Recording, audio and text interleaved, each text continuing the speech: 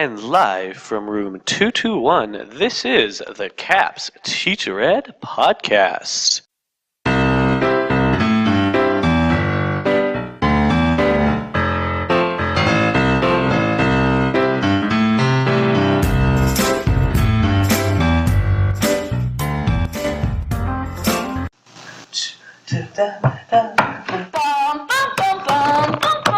Okay. Man, you really do like that music, do you, Abby? It's the jam I fall asleep to every night. Of course it does. Yeah. Well, as this is our first episode, I guess it'd probably be a smart idea for us to introduce ourselves. Mind my language, I can't speak. I'm Kyle Humenik.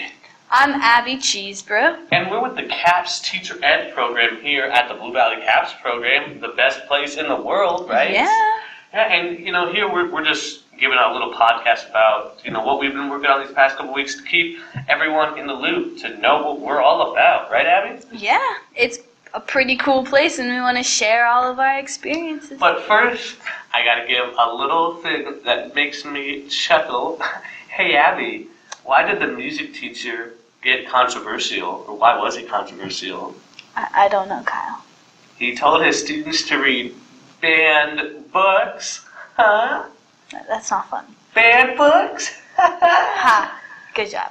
Yep, it's going to be like that every single time, Abby. It's mine going are to get better. worse and worse. Oh, she has better ones, everybody. Remember that. All right. So the first thing we're going to talk about is our presentation at Greenbush. We did a teaching conference there, gave a little presentation for awesome teachers. And Abby, would you like to get us started on that? Yeah. As one of our wonderful CAPS colleagues wrote, Hannah Stevens, we are currently revamping our Greenbush presentation, but our focus on that was to tell teachers what we wanted to learn and how we wanted to learn it. So how we incorporated more technology into it, and how we focused on things that we need to learn in life. And it was a really cool conference. Yeah, like Abby was saying, we really were starting to see, after being in school for so long, this is kind of what we want to learn. And we were able to incorporate technology and the use of different programs that are available for teachers to use. And we kind of made that into one big, nice presentation to, show teachers, hey, this is what we can do and this is what we want to know. Yeah, and our presentation had, at the end of it, we had like a list of resources. So all the teachers that saw us present had all this huge list of resources that they could use in their own classrooms. And it was in a completely different area from our Blue Valley school district. And so they were like introduced to a whole new world almost. A whole new world. No. No? Okay. And our Greenbush presentation also incorporated like how different learning styles come into play and how different subjects even come into play. And so we had slides on budgeting and health and We even have a slide on nutrition about the importance of eating breakfast. We kind of covered all the bases. We wanted to make sure that, hey, sometimes the basic formulas or the science definitions, those are, good and important for the students, but sometimes the real life skills are what these students really need to learn. Yeah. And what's real important for them. And our name was Breaking Bad Habits, like this TV show, and that's a funny pun, Kyle. That's called humor. You know what? You know who created that pun, Abby? Not you. It was me. No, it wasn't. Yes, it was. Yes, it was.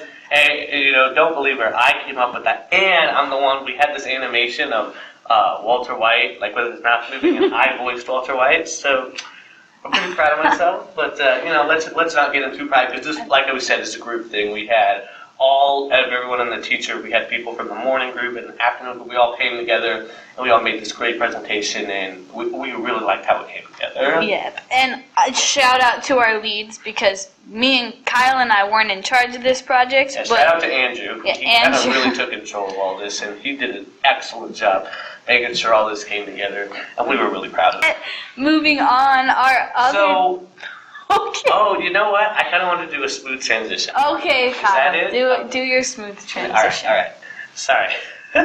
So last couple weeks we were going through our quote-unquote observations.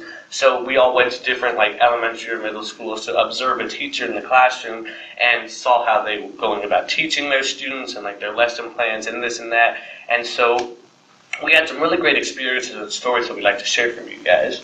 Yeah. Our friend Claire from our CAPS class, she was observing in middle school because she wants to teach in an elementary school. So she started somewhere she didn't know much about and she didn't have much interest in. So she gets all of those aspects of different grade levels. Right. Yeah, and she was in a middle school and she wasn't in a topic or a subject that she liked, but she had the teacher, but then she sat in and watched it as a CAP student and as an observer, not a student, and she realized all the great things that teacher did. Yeah. And that was pretty darn cool. Right, yeah, it's such a great story. She can finally be on the other side and say, you know what, she's a really good teacher. She's trying to inspire these students, for later in life, and wants these students to learn.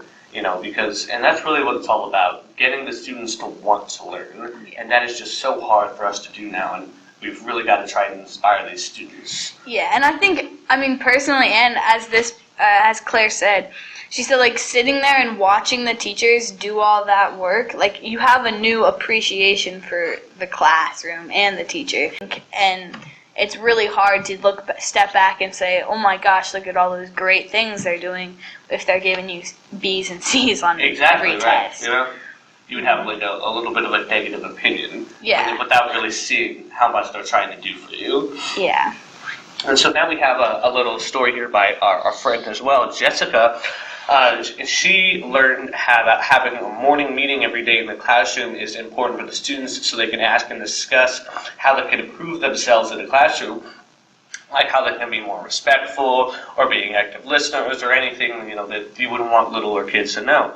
And, she explained how that really improved the classroom behavior throughout the day. So she was like, oh my goodness, so, if you give the students how they can improve themselves, they'll want to work on that throughout the rest of the day. Give them the ability to come up with that. And that's just, a good individuality thing that we can teach these students what to do. Yeah, that sounds like fun because I think reinforcing that every single day, I think that'll start to click in those kiddos' heads. But right, yeah. Kyle, did you have any fun experiences? Yeah, so on my last day, it was a Friday, so in my second hour class, it was an 8th grade science class with Miss Ratzel as well.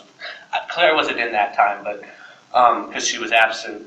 So the students, they had these things called bloxels, and they had finished work on their assignment for the day, so because it was just a review day.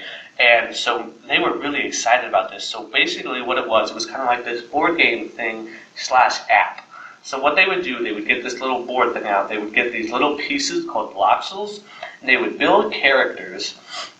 And then through the app would scan the little character that they created, and then it would put it into the app and make a character in the video game that the app was. So then the students could create a video game, and then they could incorporate the lessons that they had learned about. So they were talking about the states of matter. So they can say, oh, when this person gets attacked by some bug or whatever, he can evaporate into the air or this and that. And talk about the molecules. You could have molecules because they're close together. It's like a solid. If they're moving around, it's like the gas in the air.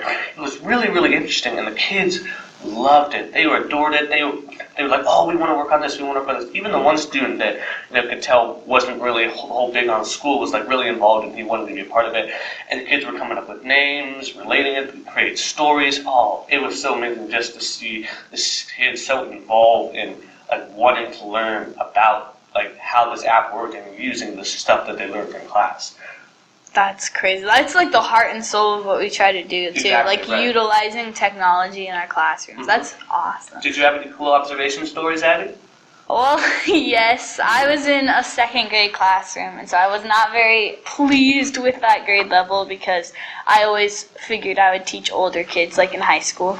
But I went through it, and I had my old 2nd grade teacher as my observation teacher, and it was fun, and it was great. And something I noticed is they would have reading groups, or they would read stories on the little rug up front, And my teacher just, like, they loved doing that. And they thought reading was the coolest thing ever. And they wanted to be down on the rug and all this stuff. And they had flexible seating, but they would rather sit on the rug and read a book than sit on those chairs because of how my teacher did that. And they would read stories. And then they started annotating. And it freaked me out because they were 8 years old, and that's what the heart and soul of our English classes are. And so it was weird to see that going back. But it was awesome. And I loved my kiddos, and I work at that school, so I'd walk through those hallways, and they all scream my name, and it makes me feel important, and it's awesome. Yeah, it's just really, it kind of makes us warm our hearts to see the students, appreciate us being there, and just appreciate learning in general, because that's what we're about. We want to be future educators, so just seeing students, even just a little bit excited about it is just amazing. Yeah, and like the eagerness for they had these morning work packets, and they would all be raising their hands with the right answer. And even if they got it wrong, they would raise their hand again the next time, and they wouldn't stop because they wanted to participate. And that's just something I hope I can do. Yeah, someday. Exactly. Oh yeah, absolutely. Well, I think we're just about at our time. Abby, would you like to add anything else, or you?